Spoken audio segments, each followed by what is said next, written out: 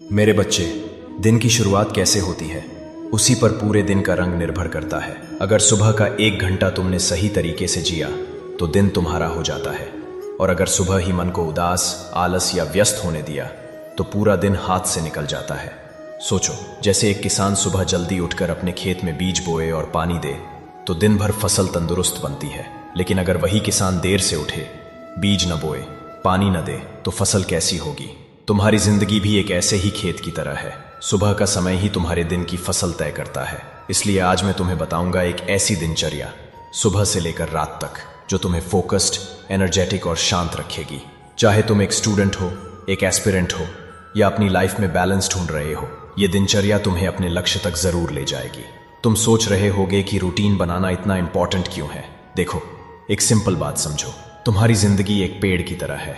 अगर तुम रोज थोड़ा पानी दोगे, सूरज की रोशनी मिलेगी तो पेड़ हमेशा हरा भरा रहेगा। लेकिन अगर तुम कभी एक दिन पानी दो, फिर 3 दिन भूल जाओ तो पेड़ कमजोर हो जाएगा। वैसे ही तुम्हारा मन और शरीर भी है। अगर दिनचर्या सही होगी तो तुम्हारी एनर्जी, फोकस और हेल्थ हमेशा स्ट्रांग रहेगी। सोचो एक और उदाहरण, एक एग्जाम की तैयारी करने वाले विद्यार्थी को लो। अगर वो रोज थोड़ा थोड़ा पढ़ता है तो दिन के एंड तक उसका दिमाग फ्रेश और नोट्स क्लियर होते हैं। लेकिन अगर वो कभी 10 घंटे पढ़े और फिर 3 दिन कुछ न करे तो याद भी कम होगा और एनर्जी भी खत्म। रूटीन तुम्हें एक रिदम देता है, जैसे संगीत में ताल होती है। जब तुम्हारी दिनचर्या सही चलती है तो तुम्हारी जिंदगी भी एक सुरीला गीत बन जाती है, और जब दिनचर्या बिगड़ती है तो मन असंतुलित हो जाता है, जैसे बिना ताल के गाना। सुबह का समय तुम्हारी जिंदगी का सबसे शुद्ध और पवित्र समय होता है। अगर तुमने इसे सही पकड़ लिया तो तुम्हारा दिन एकदम नया रूप ले लेगा। 1. जल्दी उठना। कोशिश करो कि सुबह 5 बजे उठ जाओ। यह समय तुम्हारे मन को सबसे ज्यादा शक्ति देता है। सोचो, जैसे एक शहर सुबह के वक्त बिल्कुल शांत होता है, वैसे ही तुम्हारा मन भी उस वक्त शांत और फ्रेश होता है। 2. पानी और ताजा हवा। उठते ही 1 गिलास पानी पियो, इससे शरीर तुरंत एक्टिव हो जाता है। फिर थोड़ा बाहर निकलकर ताजा हवा में गहरी सांस लो। जैसे मोबाइल को चार्ज करते हो, वैसे ही हवा और पानी तुम्हारे शरीर को चार्ज कर देते हैं। 3. प्राणायाम या छोटी सी ध्यान क्रिया। 5 से 10 मिनट के लिए बस अपनी सांसों पर ध्यान दो या थोड़ा सा प्राणायाम करो। ये तुम्हारे मन का रीसेट बटन है। जैसे फोन हैंग हो जाए और तुम रीस्टार्ट करो, वैसे ही मन के टेंशन दूर हो जाते हैं। 4. सुबह के पहले 2 से 3 घंटे काम स्टडी। इस टाइम तुम्हारा दिमाग सबसे तेज और फ्रेश होता है, इसलिए पढ़ाई या कोई भी इंपॉर्टेंट काम इसी वक्त करो। जैसे किसान अपने सबसे हेल्दी बीज सुबह ही बोए, वैसे ही तुम अपना सबसे जरूरी एफर्ट इसी वक्त दो। 5. सात्विक ब्रेकफास्ट। भोजन हल्का और पवित्र रखो। फल, दूध या हल्का खाना लो। जैसे गाड़ी में सही फ्यूल डालने से वो स्मूथली चलती है, वैसे ही सात्विक भोजन तुम्हें पूरे दिन एनर्जी देता है। सुबह की शुरुआत जब सही हो जाती है तो दिन के बीच का समय तुम्हारी प्रोडक्टिविटी तय करता है।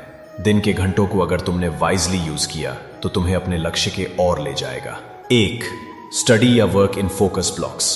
45 से 60 मिनट एक काम करो, फिर 5 से 10 मिनट का ब्रेक लो। उदाहरण, जैसे मोबाइल बैटरी को लगातार चलाते रहोगे तो ओवरहीट हो जाता है, लेकिन थोड़ा ब्रेक देकर चार्ज करोगे तो ज्यादा देर चलेगा।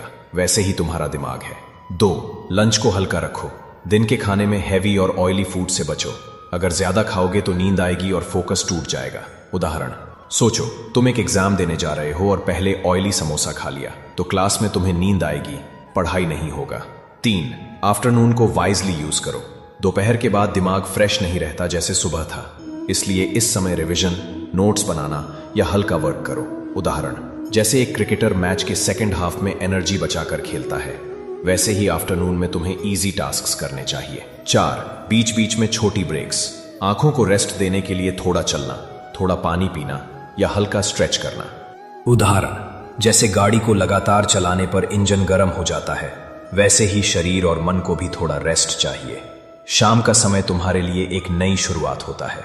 दिन भर के थकान के बाद अगर तुम इस वक्त को सही तरह से यूज कर लो तो मन फिर से ताजा हो जाता है। 1. Physical activity. शाम में 15 से 20 मिनट वॉक करो या थोड़ा एक्सरसाइज करो। उदाहरण, जैसे कंप्यूटर को लगातार चलाने के बाद रिफ्रेश करना पड़ता है, वैसे ही एक्सरसाइज तुम्हारी बॉडी को रिफ्रेश करती है। 2. Spiritual recharge. थोड़ा ध्यान, प्रार्थना या नाम जप करो, इससे मन शांत हो जाता है और दिन का स्ट्रेस खुल जाता है। उदाहरण, जैसे धूप में काम करने के बाद एक ठंडी हवा तुम्हें सुकून देती है, वैसे ही ध्यान तुम्हें अंदर से सुकून देता है। 3. डिनर लाइट रखना। शाम का खाना हल्का हो, फल, दाल चावल या सिंपल खाना बेस्ट है। अगर तुम रात को हैवी ऑयली खाना खाओगे तो नींद भारी हो जाएगी और सुबह उठने में मुश्किल होगी। 4. Family time. थोड़ा वक्त अपने परिवार के साथ बिताओ।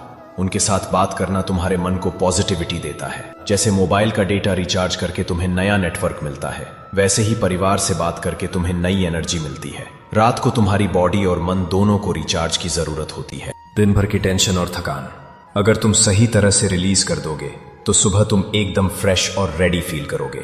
1. दिन का रिव्यू करना। सोने से पहले 5 से 10 मिनट बिताओ और अपने दिन के बारे में सोचो। आज तुमने क्या अचीव किया, क्या सीखा और किस चीज में बेहतर कर सकते थे। जैसे एक क्रिकेटर मैच के बाद अपने शॉट्स और गलतियों को रिव्यू करता है, वैसे ही तुम अपने दिन का रिव्यू करोगे तो अगले दिन और बेहतर कर पाओगे। 2. नेक्स्ट डे प्लान बनाना। एक छोटी सी नोटबुक में 3 से 4 पॉइंट्स लिखो जो तुम्हें कल करने हैं। बस सिंपल और क्लियर। सोचो तुम एक जर्नी पर जा रहे हो। अगर रात में ही मैप देख लोगे तो सुबह रोड पर भटकोगे नहीं। वैसे ही अगले दिन की लिस्ट तुम्हें क्लियर डायरेक्शन देती है। 3. स्क्रीन से दूर रहना।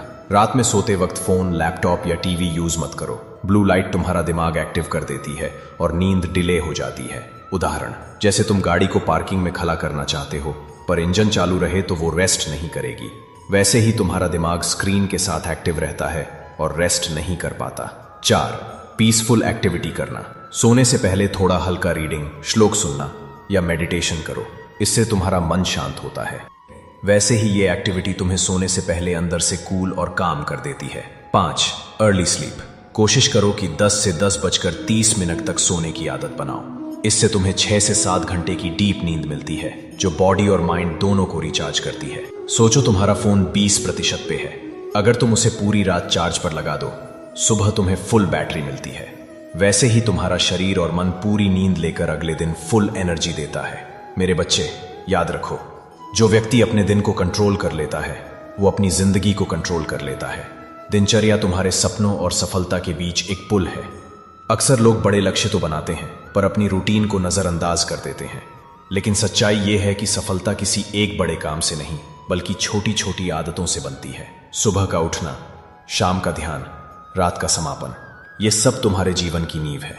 सोचो, जैसे एक मजबूत इमारत छोटी छोटी ईंट से बनती है, वैसे ही तुम्हारी जिंदगी भी छोटी छोटी दिनचर्या से बनती है। अपनी दिनचर्या को कृष्ण के इस फॉर्मूले पर चलाओ और धीरे धीरे तुम देखोगे कि तुम्हारी पढ़ाई, तुम्हारा करियर, तुम्हारा मन सब एकदम नई रोशनी से चमकने लगेगा। और याद रखो, सफलता उन्हीं के पास जाती है जो अपने मन और समय पर नियंत्रण कर पाते हैं। तुम्हारी दिनचर्या ही तुम्हें तुम्हारे सपनों के ओर ले जाएगी। राधे राधे। पार्थ, क्या हुआ? आज तुम्हारी किताब तो खुली है पर लगता है जैसे फोकस कहीं और है। कृष्णा, किताबें खुली होती हैं, टीचर पढ़ा रहे हैं, पर फोकस जैसे दिखाई ही नहीं देता। मन हर वक्त भागता है, कभी फोन याद आता है, कभी सोशल मीडिया, कभी रैंडम थॉट्स। फोकस होता ही नहीं। पार्थ, ये सिर्फ तुम्हारी प्रॉब्लम नहीं है, हर स्टूडेंट इसी स्ट्रगल से गुजर रहा है। मन हमेशा भागता है, कभी क्लासरूम के बीच, कभी लाइब्रेरी में, कभी एग्जाम हॉल में। भगवद गीता में लिखा है, चंचलम हिमनः कृष्ण प्रमाथि बलवद दृढ़म तस्याहम निग्रहम मन्ये वायोरेव सो दुष्करम। इसका मतलब मन वायु की तरह चंचल है, उसे कंट्रोल करना मुश्किल लगता है लेकिन नामुमकिन नहीं है। चलो अब इसे 5 स्टेप्स में समझते हैं। और स्टेप 4 जो कि ब्लूप्रिंट है, उसे ध्यान से सुनना। Step 1, problem, the students real dilemma. School के क्लास में टीचर पढ़ा रहे होते हैं पर मन यूट्यूब या गेमिंग पे होता है। कॉलेज के लेक्चर में प्रोफेसर एक्सप्लेन कर रहे होते हैं पर माइंड ग्रुप चैट पे अटका होता है। होमवर्क या असाइनमेंट शुरू करते हो पर 5 मिनट के अंदर ही फोन उठ जाता है। यही तुम्हारी सबसे बड़ी प्रॉब्लम है, over stimulated mind, under trained focus. Step 2, Krishna's focus formula, simple and practical. मैंने अर्जुन को भी वही सिखाया था जो तुम्हें चाहिए। अभ्यासेन तु कौन्तेय वैराग्येण चक्रियते। इसका मतलब मन को जीतने के 2 तरीके हैं, अभ्यास यानी प्रैक्टिस और वैराग्य यानी डिटैचमेंट। जब क्लास में माइंड भटकता है, बस अपनी नोटबुक में एक छोटी लाइन लिखो, फोकस बैक। ये लिखना तुम्हारे मन को जेंटली वापस लाने की प्रैक्टिस है। होमवर्क करते वक्त 20 से 25 मिनट का टाइमर लगाओ। एक सब्जेक्ट फुल फोकस, फिर 5 मिनट का ब्रेक। लेक्चर बोरिंग लगे तो नोट्स लिखने की हैबिट डालो। पेन चलाते ही माइंड प्रेजेंट हो जाता है। स्टेप 3, वैराग्य, आउटकम से डिटैचमेंट। ज़्यादा एंग्जाइटी इसीलिए होती है क्योंकि तुम मार्क्स या ग्रेड्स के बारे में सोचते रहते हो। पर याद रखो, मैंने कहा था कर्मण्येवाधिकारस्ते मा फलेषु कदाचन। तुम्हारा हक सिर्फ पढ़ाई यानी कर्म पे है, रिजल्ट पे नहीं। जब तुम मार्क्स के स्ट्रेस से डिटैच होते हो तो नेचुरली एंग्जाइटी कम होती है। पहला, फोकस ऑन अंडरस्टैंडिंग कॉन्सेप्ट्स। अगर समझ गए, मार्क्स अपने आप आएंगे। और दूसरा, focus on skill and application. Real growth वहीं से आती है। Step 4, daily blueprint, Krishna style. अब एक छोटा सा रूटीन फॉलो करो। 1, क्लास या स्टडी बिफोर रिचुअल। 2 मिनट सिर्फ सांस पे ध्यान दो। Eyes closed, inhale exhale. ये तुम्हारा माइंड रीसेट करेगा। 2, सेक्रेड स्टडी जोन। डेस्क पे सिर्फ बुक और पेन, फोन दूसरे रूम में। 3, डिस्ट्रैक्शन जर्नल। जब माइंड भटकता है तुरंत लिख लो, सोच रहा हूँ XYZ के बारे में। उससे गिल्ट कम होगा और फोकस वापस आएगा। 4, इवनिंग रिफ्लेक्शन। रात को 5 मिनट लिखो, आज कहाँ फोकस लूज हुआ और कहाँ इंप्रूव कर सकते हो। यही तुम्हारा डेली अर्जुन ट्रेनिंग है। Step 5, true student success. School हो या कॉलेज, रियल सक्सेस मार्क्स से नहीं, सेल्फ मास्टरी से आती है। 1, तुम्हारा फोकस शार्प हो। 2, तुम्हारी एंग्जाइटी कम हो। 3, तुम अपने इमोशंस को समझ पाओ। यही तुम्हें स्ट्रांग बनाता है, एकेडमिक्स में भी और लाइफ में भी। याद रखो, discipline plus detachment plus devotion is equal to unshakable focus. अब अगली बार जब तुम क्लास में या स्टडी डेस्क पे बैठो, बस मुझे याद करना, मैं वही कृष्ण हूँ जिसने अर्जुन को बैटलफील्ड में क्लैरिटी दी थी। और मैं ही तुम्हें तुम्हारे हर बैटलफील्ड, क्लासरूम का, एग्जाम हॉल का, जिंदगी का जीतने की क्लैरिटी दूंगा। मन को जीतना मुश्किल है लेकिन असंभव नहीं। प्रैक्टिस करो, डिटैचमेंट लाओ और मुझे अपना साथी बनाओ। फिर देखो, तुम्हारा फोकस कभी हिल नहीं सकता। शुक्रिया कृष्णा, अब मुझे समझ आ गया है। मैं रेडी हूं हर बैटलफील्ड जीतने के लिए। हे पार्थ, ये भी न भूलो कि तुम एक महान पुरुष हो और लोग तुम्हें दृष्टांत मानकर तुम्हारे पीछे पीछे काम और स्वार्थ के मार्ग पर चल पड़ेंगे, क्योंकि एक श्रेष्ठ व्यक्ति का आचरण तो दूसरों के लिए दृष्टांत बन ही जाता है। मुझे को लो। न मे पार्थास्ति कर्तव्यम त्रिषु लोकेषु किंचन नानवाप्तम अवाप्तव्यम वर्त एव च कर्मणि। त्रिलोक में मेरे लिए कुछ करना आवश्यक नहीं पार्थ, और त्रिलोक में ऐसा भी कुछ नहीं जिसे मैं प्राप्त करना चाहूं और प्राप्त ना कर सकूं। फिर भी मैं तुम्हारे सामने कर्म कर रहा हूं पार्थ, कर्म कर रहा हूं। यह दिखला रहा हूं, यह सिद्ध कर रहा हूं कि निष्काम कर्म के मार्ग पर चलते हुए जीवन व्यतीत करना संभव है। हे भारत, कर्म तो अज्ञानी भी करते हैं, परंतु केवल अपने निहित स्वार्थ की दृष्टि से। ज्ञानी का कर्म तो निस्वार्थ होता है, संसार के संतुलन को स्थिर बनाए रखने के लिए होता है, लोक कल्याण के लिए होता है। इसलिए हे पार्थ, अपने मन पर कोई बोझ न लो, अपना कर्म मुझे अर्पण कर दो और यह धर्म युद्ध करो। कर्तव्य पालन के मार्ग पर तो मृत्यु भी कल्याणकारी हो जाती है। यदि पितामह, गुरुजनों और सगे संबंधियों का तुम्हें वध भी करना पड़े, तब भी तुम्हें पाप नहीं लगेगा, क्योंकि कर्तव्य पालन पाप रहित होता है पार्थ। कर्तव्य पालन पाप रहित होता है। यदि वे वीर गति को प्राप्त हुए तो उनकी मृत्यु कल्याणकारी हो जाएगी, और यदि तुम वीर गति को प्राप्त हुए तो तुम्हारी मृत्यु। इसलिए हे पार्थ, युद्ध करो, क्योंकि धर्म का मार्ग पाप का मार्ग नहीं हो सकता। पाप की बात निकलाई है तो ये बताइए किशन कि कभी कभी मनुष्य पाप करने के लिए इतना विवश क्यों हो जाता है? उसे कौन विवश करता है? उसे विवश करती है उसकी वासना, उसे विवश करता है उसका निहित स्वार्थ, उससे पाप करवाता है उसका क्रोध, उसका मोह। इन शत्रुओं को पहचानो पार्थ।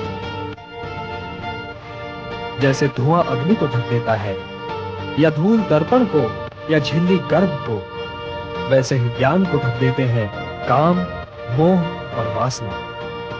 काम और मोह की अग्नि ज्ञान को नष्ट कर देती है और इसीलिए ज्ञानी की वैरी है।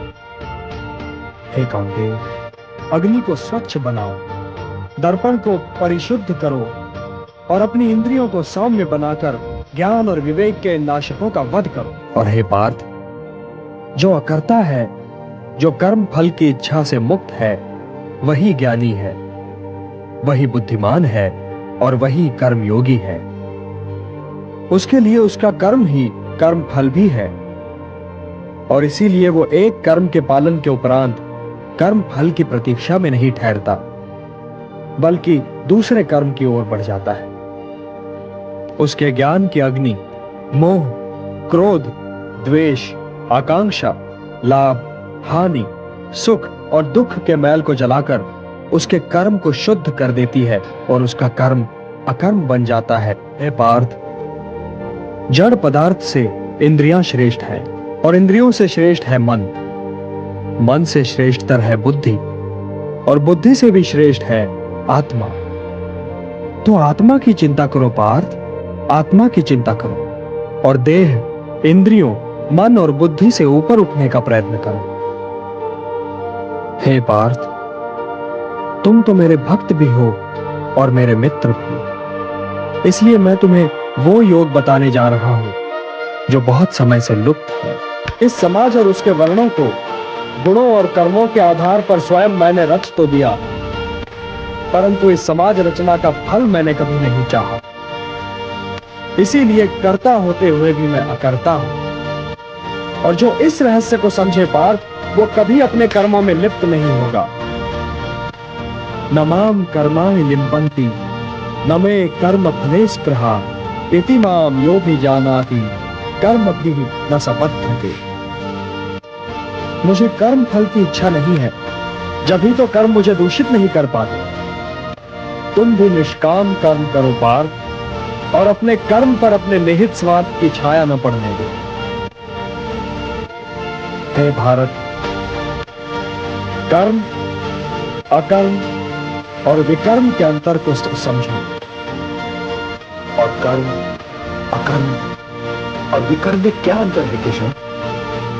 कर्म तो कर्म है ही, किंतु जो कर्म कर्म फल की आशा से मुक्त होकर किया जाए वो अकर्म है, और जो कर्म व्यक्ति और समाज के हित में न हो वो विकर्म है, निषिद्ध है। कर्म अकर्म से श्रेष्ठ है, कर्ता अकर्ता से श्रेष्ठ है।